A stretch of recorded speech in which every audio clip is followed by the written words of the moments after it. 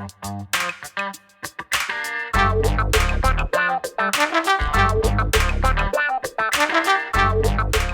guys, Montel here, and welcome back to another episode of Let's Be Blunt with Montel. This podcast is your go-to destination where we discuss everything and anything related to the wide world of cannabis, from policy to health benefits to societal impacts and the business behind the buzz. We're here to offer you the blunt truth, and I'm telling you the blunt truth. Today, we have a very special guest joining us, a true pioneer in the cannabis space. He's a legacy cannabis operator from Northern California has successfully made the transition into the legal market. He's also a recovering addict. We're going to talk a little bit about that. 12 years clean, a health transformation, success story, and a top voice in the cannabis circles of today. William McKenzie, thank you so much for being a part of Let's Be Blunt with Montel, sir. Thank you and welcome to the show. Thank you very much, sir. I appreciate you having me. Absolutely. Let's go back a little bit. And you've had a really, really, really fascinating journey. Why don't you take us back to the beginning? How did you get started in the cannabis industry? Where are you from? And all that kind of stuff. Yeah, so I grew up in the Bay Area. I've been in the cannabis industry since about the beginning of time, or at least the beginning of my time. You know, I started growing in 2006. I was in sales before that, cannabis sales. Started off inside in my garage in Berkeley, California, kind of transitioned to a larger garage in Oakland, then to a warehouse in Berkeley. And then 2013 was my first outdoor season. I went up to the hills in Northern California, started growing outdoors. And so last year was my 10th season growing outdoors. And, it's been a long and bumpy ride, but we're still here, still in the cannabis industry, still enjoying ourselves, Absolutely. You say 2006. I mean, I started in the cannabis business back in 2001, and I used to literally come up to Berkeley. As a matter of fact, I even opened a dispensary up there. That was about 2010. But I used to go to the Berkeley area all the time because back then, a lot of people weren't even thinking about minor cannabinoids. And I had a couple of legacy growers up there who really couldn't sell some of their cannabis that had high CBD in it. So I literally kind of got for the real cheap, and in some cases free, because some people just said, "Hey, you can have this stuff because nobody wants to have it." And I literally supplied myself from about 2002 to about 2006, 2007, with basically people giving away their high CBD and lower THC cannabis, which was really unbelievable for me. So I had a great time up there. That's where, a lot of the heavy lifting began. So for the legacy market, though, I mean, transitioning from that market as an operator and into the legal market, that has to come with some challenges, right? What was your experience like navigating, the entire shift? Man, it is a it is a massive change, right? I mean, in the legacy days, if you had a pulse and a little bit of moxie, you could make money. And then coming into the regulated market was incredibly challenging, right? Just the paperwork to get started, feels like a big lift. And then you get into it and the regulatory, the compliance, the price compression that we're seeing now. I really had to level up as a person and as an entrepreneur. If I was going to be competitive, if I was going to have a real business in the regulated market. And so I've focused a lot on personal development, professional development. And that's one of the things that's really helped me survive. We've been doing this since 2019 here in Michigan. It has been a bumpy road. We've had some really challenging years here. Michigan is a great market, but a challenging market to operate in. And I definitely attribute a lot of the fact that we're still here, to that professional development, the willingness to learn and to bring in people who know more than I do. Well, yeah, and now you do have, you just talked about Michigan, but you do have a footprint in Northern California still, do you not? I do not. No, I had four medical farms in Northern California. I could not take any of them into the regulated market. And so that's actually how I wound up in Michigan. Okay, and let's talk about that for a second, because I mean, I know everybody knows we have 38 states now in the District of Columbia that have some form of cannabis law. 29 of them being adult use, the rest of them being medical and mixed bag of some other things. it must have been almost like a shock, right? Leaving California and going to Michigan, where now all of a sudden you have a blank canvas, but the blank canvas, no, you didn't have a blank canvas. You had a blank canvas that had all kinds of checks and all kinds of things on the canvas, so you had to kind of work between the lines, right? Yeah, yeah, absolutely. It was a big change for me. I've been in California my whole life. I grew up in the Bay Area, and then I spent, the last 6 years before I moved out of California up in the hills growing. Um, Michigan is a very different market than California. It's a great market. It's a great consumer market. It's got a long-standing history with caregivers here. But yeah, very different, especially for somebody like me who grows outdoors. Sure. Now, is it outdoor allowed in Michigan? Outdoor is allowed in Michigan. It's a different growing season. There's a Yep. lot of different environmental things, like the moisture is a lot more here. The days are shorter. There's a lot different microbials in the air, things like that we had to get used to. The strains that we brought from California that I have been growing outdoors for so many years did not do well here our first season, so we had to get new genetics. So it's been a big learning curve, but I've been enjoying it. And is the market, and it's a wrong term to use when I say is it starting to settle down, but is it as controversial and as strange to jump into as so many other places in this country? Yeah, I think Michigan actually has the lowest retail pricing for an adult use market. So, you can buy ounces in the store for 25, $50, 15 vape carts for $100, gummies for $3. The retail compression here is significant. And so that puts a lot of pressure on us as producers to be incredibly lean, to produce product at a very low price, and we have to be incredibly competitive. But yeah, to say you had to be competitive, my friend, that's I can't I guess an understatement because when we're starting to talk about $3 for gummies. I mean, I'm in two states right now. Well, I'm in Massachusetts and soon to get product on the marketplace in Georgia. Two extremely just completely dipole. Georgia's got its own it's craziness. That's all I have to say about it. There's no smokable. There's no, they claim no edible, yet you can still have a tincture. But isn't a tincture edible? It's just so weird. And you have topicals and, soon enough, but every single SKU, every individual SKU has to be individually approved at the, state level. And it's been a tough road to hoe. Um, and when you say, the prices that you're talking about, man, this is ridiculous in a sense. I mean, is there any margin for making any money? Yeah, so as a brand, you got to be incredibly lean, right? The market is challenging, the margins are slim. What we have found for us in our business is that being a bulk wholesaler is the best part of the business for us, which generally sounds like, oh, what? That's not like, you want to be a bulk wholesaler. That's not a good business model. But we have achieved some scale at our farm. We grow 50,000 plants outdoor, native soil, full sun. We grow it for $100 a pound. We sell it in bulk for $300. And that, right there is a profitable business. And so is it sexy? Is it the cool brand?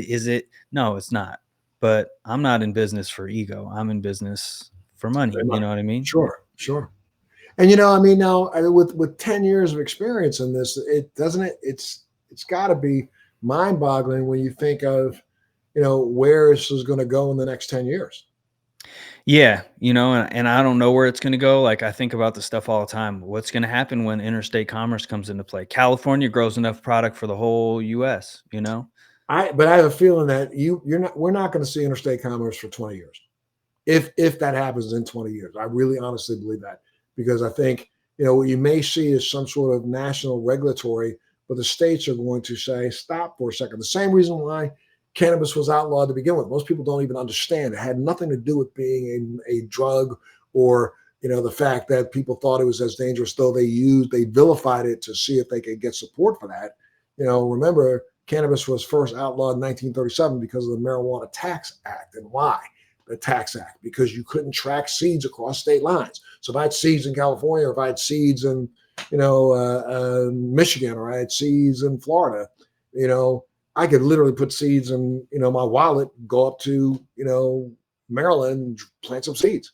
And, the farmer in Florida who grew those seeds originally had no ability to get any kind of tax out of that or any kind of remuneration out of what was crossing state lines. And so, I think, though they presented it as if it was some sort of reefer madness to that, this really was a economic issue that the country didn't understand how to face, and they still won't be able to figure out how to face if there's some sort of national legalization.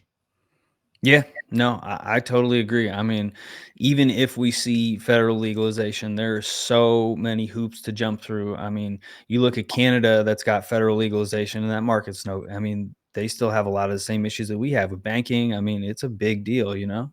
Absolutely. And when you say, and again, federal legalization is going to come in multiple phases. I don't think that's what part of the people in this industry do not understand. Right now we're arguing about rescheduling rather than descheduling. That in itself will be a nightmare for 5 or 6 years. It'll go through lawsuits going into the Supreme Court. Probably if they decide let's reschedule, that should go to the Supreme Court, because technically there's no reason why this was ever scheduled to begin with. This should not be a schedulable drug. Now you could say, okay, well, because it does cause some form of euphoria, the federal government wants to take charge. Well, then schedule alcohol, damn it. How come you didn't do that? Schedule, echinacea. Schedule St. John's wort. Schedule any of these. Stop. So that's ridiculous. So let's say that they do reschedule and they go from Schedule 1 to Schedule 3. All these idiots, I'm so sorry, and please, I'm not calling you an idiot, but everybody thinks, oh, come on, this is going to be great. We go to Schedule 3. No, it's not, damn it. Do your history. Do your homework. The federal government owns the patent on CBD. Most people don't know that. That patent they gave themselves back in 2002. So for the last 22 years, they've been sitting on a patent, and they've renewed it a couple times, sitting on a patent knowing that eventually if this ever hits a place where we can take charge, well, if you go from Schedule 1 to Schedule 3, that means the FDA takes control of cannabis. The FDA then takes control of that cannabis. Well, the Fed could come in and say, excuse me, any dispensary in this country that's selling any product whatsoever that has any form of CBD in it, you got to take it off the market because we own that space. And what you going to do? Wait a minute. No, you don't own it. Yeah, we do own that space. They've owned it since 2002. So that's going to cause a problem with, again, that's going to go all this to the Supreme Court. And then we'll come back down and let's say, okay, then they deschedule. Well, then they deschedule, then who takes control of that? You don't give it to the FDA. You don't give it to the DEA. Does it go under the FDA's? What is that? That rule that they have about what is it? Safe for human consumption kind of thing. So does it fall under the nutraceutical category for the FDA to come in? And we will be years on end trying to get through the quagmire of so many different legislative things to figure out how you're going to sell it. And then some idiot in 15 years is going to say, well, since it's a plant, we would prefer that people just grow their own. And then you're going to go back to a black market that's more robust than the one we have. Yeah. Right? Crazy. I don't know. I mean, what are your thoughts about what's next? I mean, it seems like, unfortunately for me, and we're going to talk about one of the things that you were very much involved in, and I applaud you. I applaud you wholeheartedly for your efforts to try to finally make this dumbass industry understand that we're not recognizing the fact that, like any other industry in this country, when you band together, you have much greater impact. And that's something you've been working on quite often, right? Quite a bit, right? Yeah, absolutely. I have been through my struggles in this space, and when I was rebuilding, I really started reaching out to people that most people would consider competitors, and started building bridges between the people in my market. And I saw that, we come from the legacy market. We were up on the hill, we were in the shadows, we were doing things. Nobody was talking about what they were doing. Nobody was sharing what they were doing that worked. And that kind of idea has become an issue in the regulated market too, where people aren't talking about what they're doing. And so there's so many people who are struggling, And there are also people who are winning, people who are doing well, and they're just not talking about what they're doing. And the people who are struggling alone. And we're all going against the same issues. And so I've been working on building community. You know, I started a elite cannabis operators mastermind community about 6 months ago. And it's something that I'm really passionate about, bringing people together and creating some unity and a united front among cannabis operators. I mean, that's unbelievable, and that's excellent because the truth of the matter is, we could do so much. Number one, to upgrade our industry if we just work together. I mean, unfortunately, there are still those out there that are using some of the most caustic chemicals in the world, not only as fertilizers, even though they know they're not supposed to be. They're using fertilizers. They're also using extraction chemicals that are deleterious to people's health. And we've got to recognize that if we came together and built a standard amongst ourselves that says, okay, we in this group are all going to make sure that we produce our products this way, and we're going to not we're not going to behind the scenes try to negotiate to keep prices at one set level, but at least we can have some good standard operating procedures that everybody could share in. And again, if the rising tide is working together, everybody's going to rise. Yeah. Yeah. I mean, you're absolutely right. You hit the nail on the head. And especially, from operators who are in mature markets, who have been through multiple market cycles before, to be there to answer questions for new operators who are going to come into the game, are going to make the same mistakes that we've already made. I've made the multi-million-dollar mistakes. Somebody else shouldn't have to, if we're willing to share the information. And like you said, sharing best practices, like what's working against this, what's working against that. How are we working? How are we running our businesses to make sure that we are sustainable, profitable, and efficient? And how do we go in and talk to our local politicians together rather than separately, with the wink, wink of so and so is doing this and so and so is doing this, but we're not doing that. I mean, it's like I just the backstabbing in this industry is I think we're just now going through probably what alcohol went through for the first 5 years in the 30s. Is everybody was trying to corner their market and figure out how they could bring in Cuban or Jamaican rum rather than figure out how we could share spirits made here in the U.S. across all states. You know what I mean? I mean that to me is you're not going to lose out. First off, this industry is so new, burgeoning in the sense that I don't think we've even scratched the surface. You look at this is almost like Wright brothers pushing that wooden plane down a hill. I mean, cannabis has so much further to grow in total, all of it. I mean, we're not even working together to figure out what to do with some of the waste biomass, and that's something that we should all be doing. There should be a collective group that says, okay, I'm going to start waste management for the cannabis industry, and all I'm going to do is come around. I'm not going to pick up none of your paper. I'm not going to pick up any of your cardboard. I'm just picking up biomass.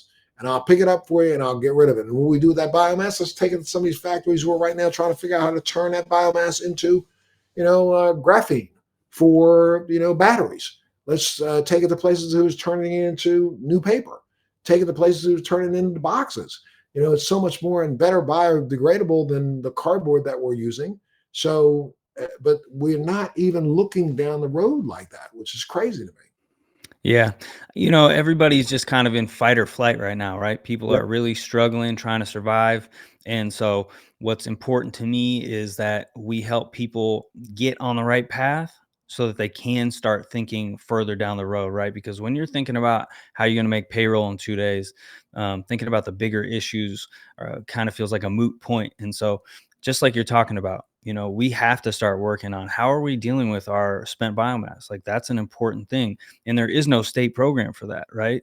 They want you to throw it in your dumpster. They want you to, if you're wasting out product, they want you to put it in concrete. Like, putting it Right. in concrete, that's ridiculous. What are you And talking about? but then again, we could be using that biomass to make hempcrete, to Oh yeah. make the crete out of it. And we know for a fact that hempcrete will probably last a good 50 years longer than regular concrete before it starts to fall apart. So I understand what you're saying, but at the same time, The industry needs to be the one driving this, not some external industry coming in and saying, no, no, no, I'm going to go to the state and say, order them all to give me all of their waste, because that's going to happen. That's coming. That's coming. Somebody else is going to step in, suggest to some congressman or senator somewhere that, what the industry is doing is so bad for the environment, it's not sustainable. So you ought to make them give it to me. And all of a sudden, you've just got a vertical that's going to be making more money than you're making. Yeah, no, absolutely. You're absolutely right.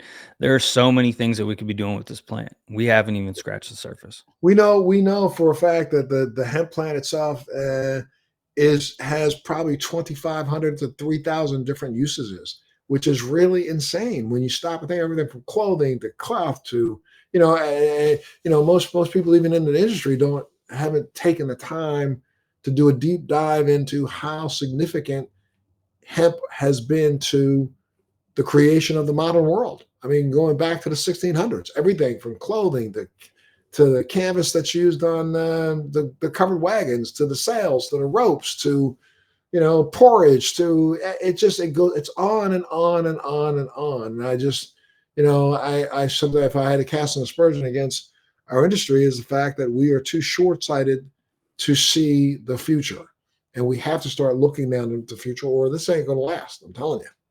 Yeah, no, I totally agree. One of the things that we've been working on in our group is coming up with some position papers. We Mhm. have 45 operators together. How do we feel about accounts receivable? How do we feel about hemp derived cannabinoids, and putting Right. together, some opinion papers and giving them to the states. This is Right. how, a group of operators feel, because there's so many warring factions in cannabis, Yes. you know? You're absolutely right, man. I'm telling you. Well, and it's people like you who've got the legacy and the history that I think can help lead this whole movement down in the right path. Part of I think with now let me ask you a question. You say you've been, I'm sorry, and I don't mean to say, you have been sober now for what, 10 years, 12 years? Are 12 you years. Cali Yeah. sober, or are you sober? I'm sober. I have tried cannabis a couple times in the last, 5 years. I have bad anxiety. It gives me a panic attack. So unfortunately, it just doesn't work for me anymore. Sure. But yeah, I was a bad opiate addict for a long time. Gotcha, gotcha. Have you tried any of the psychedelics that seem to have had a really good efficaciousness in breaking people of opioid addiction and even relieving some of the symptoms that after having left opioids they seem to be helping with? Have you tried any of that yet? Or would you try any of that? Yeah, so I have done some psychedelic assisted therapy. Okay, I've done some ketamine assisted therapy, got it. and I have looked at also doing some psilocybin therapy. I have a therapist who does guiding for people. I think that there's massive potential in psychedelics for treating mental illness. For me, life is very big and very stressful. I'm a little bit nervous about, taking mushrooms essentially, because I used to do it a lot when I was a kid, when Sure. there was no stress back then. Right, right, right. So, but now, how have you been working and dealing with your sobriety? On a daily basis for yourself. It's about taking care of myself. It's about waking up early, having a strong morning ritual, morning habit, working out every day, eating well, meditating, doing meetings. I'm still active in the program. And that's how I take care of myself. And And that's probably how you when you started down this path, you lost 100 pounds, did you not? I did, yeah, yeah. I That is was I was 300 pounds, very, very unhealthy. Having early stage heart disease in my mid 30s, and had to make some real life changes. I've got a young son, and I want to be here for a long time. right, right, right. Now you got a pretty big presence on social media right now, right? You're doing speaking engagements all over the country. Tell me a little bit about that. Yeah, I mean, I got inspired by Gary Vee to start building a personal brand and talking about my experience. I kind of always had this thing like, I don't have the biggest company. Why would anybody want to listen to me? Well, I have a very unique story, and there are people who are going through struggles similar to ones that I've gone through. And so, if my message can help somebody, hear that, like, hey, you can go from living in a halfway house to building a big company. That's totally possible. You can lose 100 pounds and keep it off. So, yeah, I've been very active on LinkedIn, Instagram, and YouTube. It has led to me speaking at specifically a lot of the cannabis conferences. So I have 3 speaking engagements coming up in April, and it's something that I really enjoy doing. That's great. Walk me through a little bit about your current operations at Left Coast Holdings. Is that what it's called? Yeah. What sets them apart? Yeah, so we started it off bootstrapped with a small outdoor farm and 1 store. We have grown that farm to 50,000 plants, outdoor, full sun. We have a manufacturing business there as well. So we do extraction manufacturing for ourselves, for some other brands. We've had licensing deals with some of the biggest brands in the United States. And then we also have retail. Right now, we have 3 stores. And so we are, a small vertical platform here in Michigan. Wow. So now with multiple retail locations like that, what strategy do you implement to maintain consistent consumer experiences? Retail is the most challenging piece of this business to me, without a doubt. It's not my background, right? I come from cultivation. And so retail has had the steepest learning curve. I brought in some retail consultants, people who come from, traditional retail, from fashion. And they really helped us create that consistent experience, the merchandising, the way the stores are laid out, the way that the bud tenders are interacting with the customers. They really came in and helped us iron that out so that we had consistency throughout all the stores.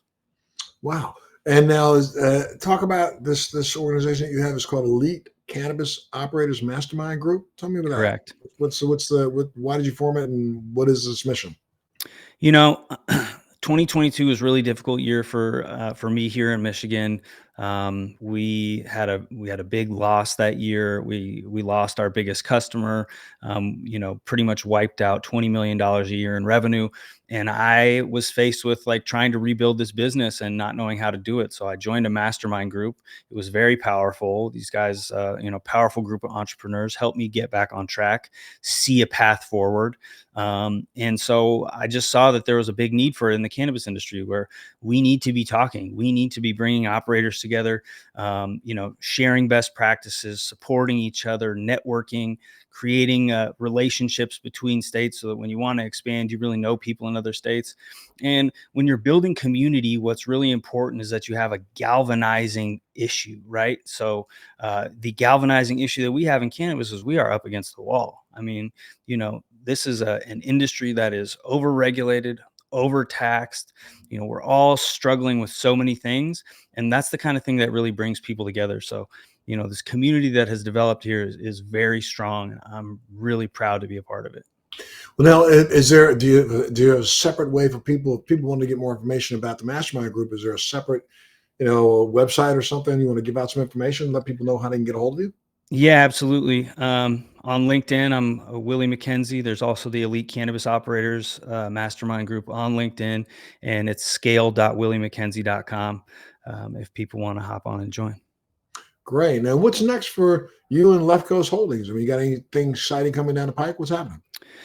We're really focused on optimizing our farm this year. We see the biggest opportunity in Michigan in 2024 is outdoor flower. And so that's really where we're focused. And I am also incredibly focused on building the elite cannabis operators community. I think that, there's so much opportunity to help people, help operators, bring people together, and help the industry.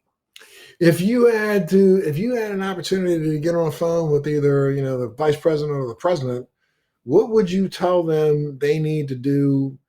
Number one, to bring more voters into their corners, or two, what they need to do to make this more of a viable industry. What would you say to them? Got to get rid of 280E, and you got to deschedule it. Gotcha. And are you working on any lobbying efforts, or is your group working on any lobbying efforts? We are working on some lobbying efforts. We haven't started working on anything on the federal level yet. All state stuff right now. Accounts receivable, hemp-derived cannabinoids, those kind of things. Gotcha. Okay. Well, my friend, I can't say thank you enough for being a part of the show, informing us, giving us some of your insights and the unique path that you've had in this cannabis industry. I really appreciate it. People are going to want to reach out to you. And one more time, throw it out so our listeners know how to get a hold of you. William McKenzie on LinkedIn, Elite Cannabis Operators Mastermind on LinkedIn. You got it. Well, my friend, I got to say thank you so much for being a part of the show. I couldn't thank you enough, but, thank you for taking the time. And, if you ever want to come back, you got some things happening, breaking, reach out. We'd love to have you back.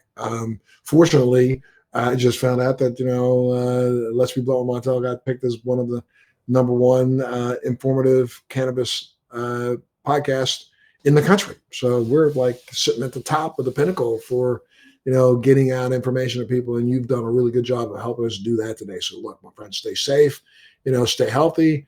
And above all, for all of our listeners out there, you and your stay blunt and, let's keep working together and listening to each other. And you keep listening to Let's Be Blunt with Montel.